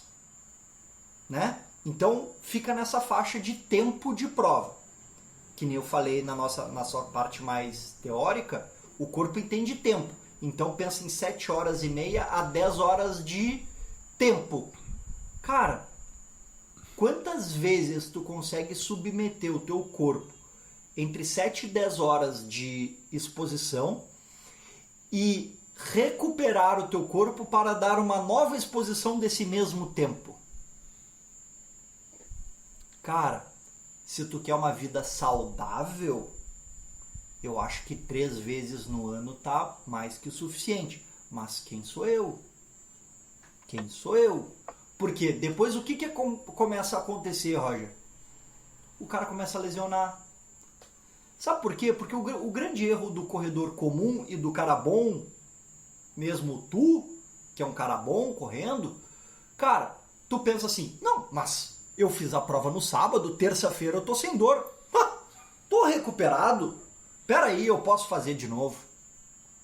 Não, beleza. Não ter dor não significa estar recuperado. Porque se tu perder o teu tempo e for num laboratório coletar teu sanguezinho depois da prova, tu vai ter um exame exatamente igual ao de um infartado. E aí, vale a pena tu colocar o teu corpo... Capaz, se você for num hospital normal, que não é, medicina fudeu. do esporte e tal, é capaz que os caras não deixam nem você sair do hospital pelos... ué. Ô Victor, então, que é a receita de bola para calendário para pessoas? Que coisas a gente tem que tomar cuidado e onde a gente tem que entrar e falar, tipo, puxa, só tem uma vida, vamos participar numa prova? Eu acho, totalmente pertinente isso que o Fetter estava falando, e é um xadrez mesmo complexo, cara, porque tudo vai depender do nível do atleta, né? Porque isso tem a ver também com a resposta da recuperação, e como o Fetter falou, tem repercussão a longo prazo, que a gente às vezes nem sente naquele momento, mas isso vai acumulando. Então eu acho que tem que ser moderado, cara, e fazer poucas provas com qualidade, tá? Essa é a minha visão, a não ser que você tenha o sangue frio de barata de largar numa prova como treino. Eu não acho que a maioria das pessoas que falam que vai fazer isso, cara, eu falo por mim mesmo, cara. Esse é um dos motivos que eu não gosto de largar também lá. Não tô treinado direito, eu vou lá e vou brincar. Porque não é assim que acontece, cara. Chega lá, você tá lá e isso até os amadores, né? Até a galera mais... Você sempre vai fazer esse esforço. E uma coisa interessante que o Fetter falou, cara. Realmente uma prova de 50 quilômetros, por mais que a galera mais de elite vão numa intensidade muito mais alta, mas o efeito da prova ela tem a ver com o tempo de exposição. Então não é a mesma coisa, cara, correr uma prova de 50 quilômetros, como o Fetter estava falando, para quem faz em 12 horas e para quem faz em 5,5, 6, dependendo do nível da dificuldade da prova, é o tempo que faz um cara de elite, né? E a competição que tem extra na sua vida, né? O nível que você tem de trabalho, né? De toda essa competição do seu treinamento, do seu descanso, né? Então acho que essa estratégia tem que ser pensada também com esses parâmetros, e como o Fetter falou, o que você quer ter naquela prova, cara? Porque às vezes a gente fica muito escolhendo prova glamurosa, que todo mundo vai, mas às vezes tem uma prova que é mais simples e tal, mas que contemple mais o que você está buscando, ou que tem uma estratégia melhor de logística para você chegar nessa prova. Vou dar um exemplo meu, cara, porque eu não tô nível competitivo e tal, mas nos últimos anos eu faço prova que tem só aqui, por sorte tem prova aqui em Ilhabela, né?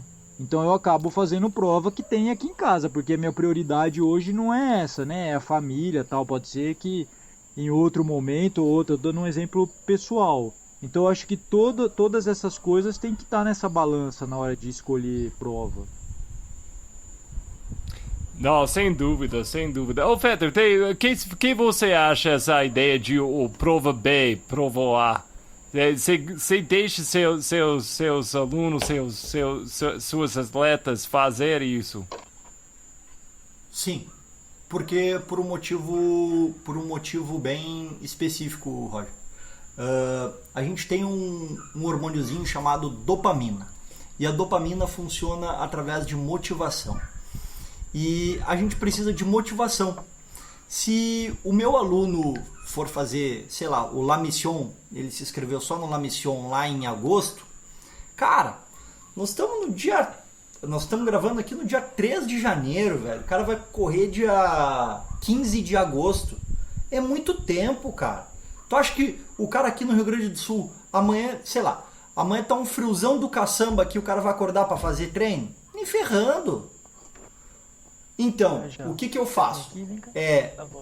Pegar as provas dos alunos e colocar, eles têm as provas alvo de cada um, mas dentro dessas provas alvos tem provas B, como tu tá colocando, menores, para fazer ajuste de ritmo, para dessensibilizar a ansiedade, para fazer o cara testar equipamento, testar alimentação, um monte de pequenos ajustes que no dia da prova fazem diferença. Então, eles nunca fazem provas grandes de volume, mas nem que seja 10 quilômetros da cidade dele, eu acho importante fazer. Uma a cada 1 mês e meio no máximo, porque tu tá sempre vendo a próxima. Sempre vendo. Então tu tá sempre motivado eu vou lá agora, e eu vou lá agora, e eu vou lá agora. E tu tá sempre correndo com uma cenourinha, sabe qual é aquele negócio da cenourinha na frente, tu vai indo, e o cara vai evoluindo.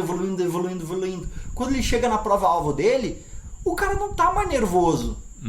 Porque ele já dessensibilizou, ele já fez isso, ele já testou, ele sabe o que ele vai fazer. Mas ele tá tranquilão. Então, mas como você pode... Porque uma coisa que a gente tá falando quando você sumiu aí foi, tipo, o risco que essa prova B, essa prova secundária, que você vai só para manter a sua motivação, você chega para largar, você fala para si mesmo, não, isso só a prova secundária, eu vou bem tranquilo. E você vai largando. Um cara tipo eu vou largando, eu vou. Hoje em dia eu não falo mentira, que isso vai ser... Então, como você vai criar, colocando bem certo com esse aluno tipo, olha aqui, você não pode dar tudo aqui.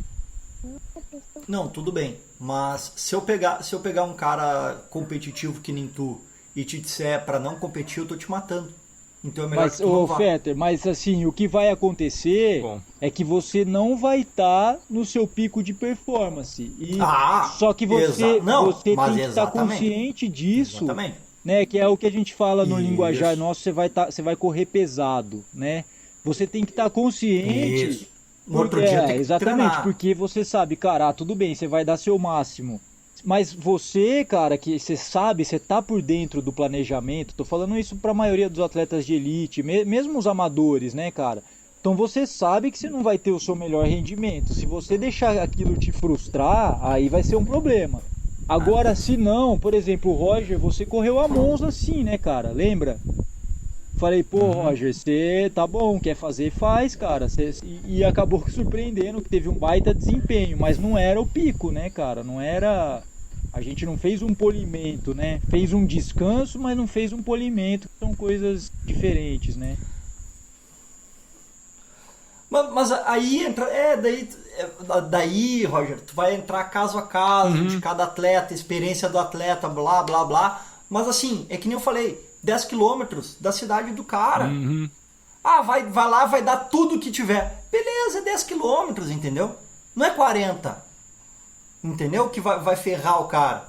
O cara vai fazer uma prova menor, mas já sabendo que na semana anterior ele treinou e na semana posterior ele continuará treinando. E é isso. O cara que ele tá na minha lista, ele ia viajar no outro lado umas semanas atrás, mas não deu certo. É o Filipinho, que quem não sabe... Esse é o Wolverine. Esse é o Wolverine. Mas Isso aí ele tem... Não, ele tem adamantio no corpo. Ele não... O bicho é diferente. Então, mas que eu quero ver, porque ele é um atleta, mas ele é um treinador também.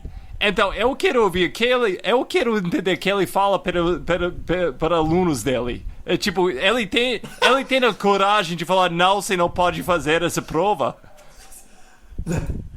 Cara, o Filipinho, isso eu já falei pra ele, por isso que eu tô falando aqui, tá gravado, mas meu, ele é o Wolverine, cara. Ele tem um troço diferente, a recuperação dele é diferente. Mas, conversando com ele,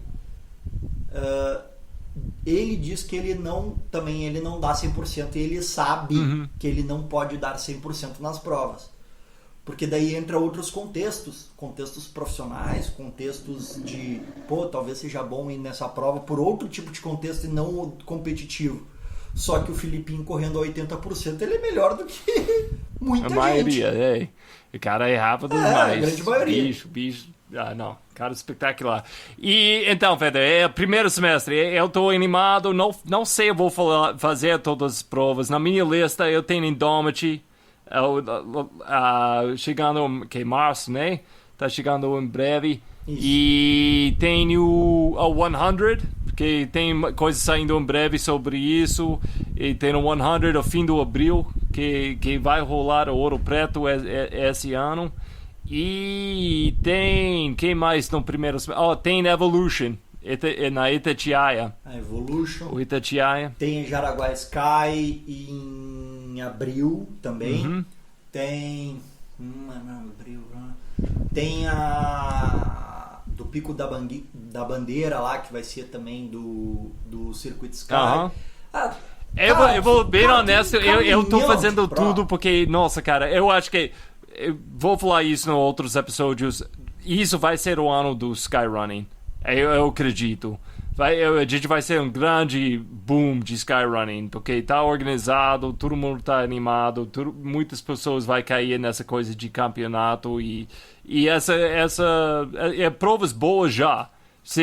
Jaraguá Sky já foi uma prova boa, essas provas de Insanity já foram provas boas, e se tá colocando todos eles juntos num jeito, vai ser um show.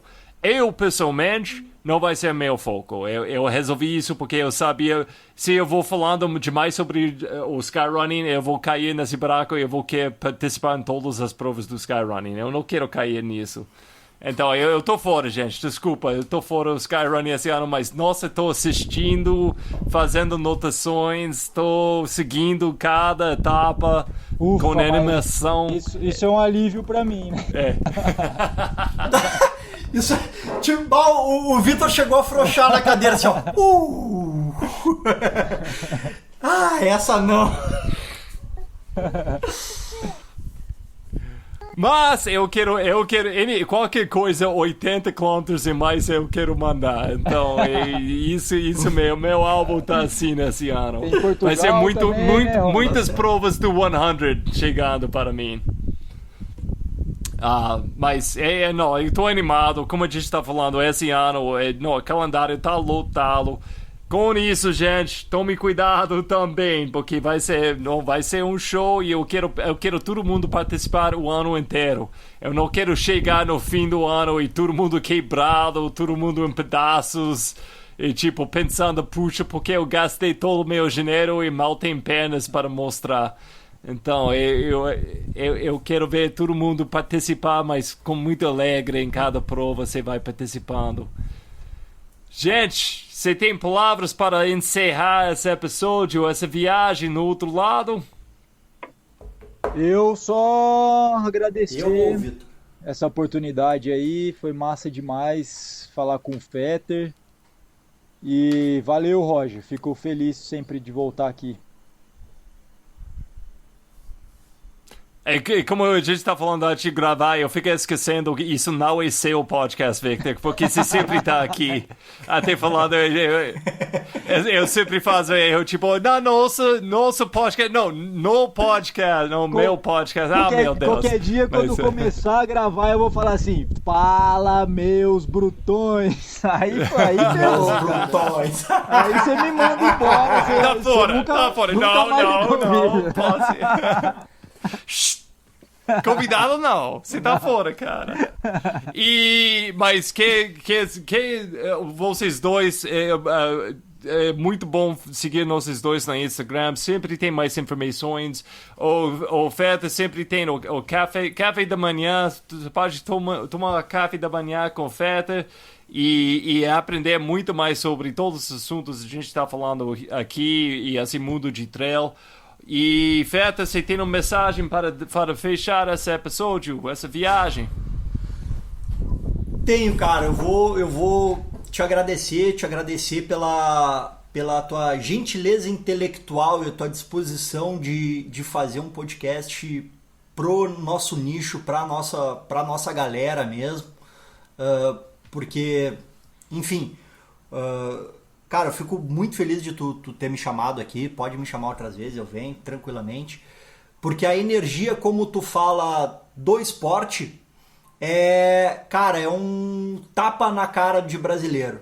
Porque a gente tá sempre olhando pra fora, e a primeira vez que eu te vi falar foi falando das montanhas de Minas e falando como tu te apaixonou por isso. E a gente, sempre que viaja, a gente fica olhando pra fora. Sendo que no nosso quintal a gente tem uma cacetada de coisa legal pra fazer. E a gente não conhece a própria cidade, o próprio bairro, o próprio condomínio. E tu é um cara que traz o nosso esporte. Cara, é óbvio que é do caralho o Chamonix. Mas as nossas montanhas aqui também são legais. O morro aqui do Rio Grande do Sul também é legal. A praia do Nordeste também é legal. As montanhas de Minas também são legais. Cada um com a sua. Então, te agradecer, não por ter me convidado aqui, mas pela energia e como a forma como tu traz o esporte pra nós. Pra nos mostrar que nós temos um lugar do caralho pra praticar o esporte. Então é basicamente isso, cara. Cara, bom demais, muito obrigado, viu? E, nossa, mas eu acho que começando esse ano em frente, a gente vai ver muitas das pessoas de fora descobrindo o Brasil. E como eu falei outra episódio, não só por causa da samba, não por causa da feijoada, mas por causa das montanhas lindas para correr. E acho que o segredo vai ficar espalhado pelo mundo em breve, porque nosso esporte está crescendo para caramba e merece. E vão compartilhando com muita alegria, amor, com todas as coisas boas que vocês vai compartilhando nas redes sociais e com seus alunos. Gente, muito obrigado por essa viagem, foi show.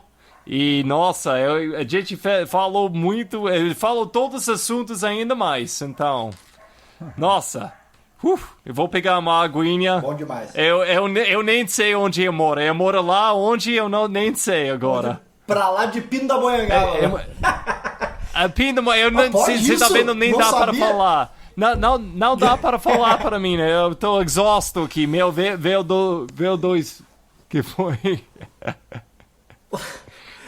O Vitor bebendo na cerveja. Puta, me quebrou as pernas.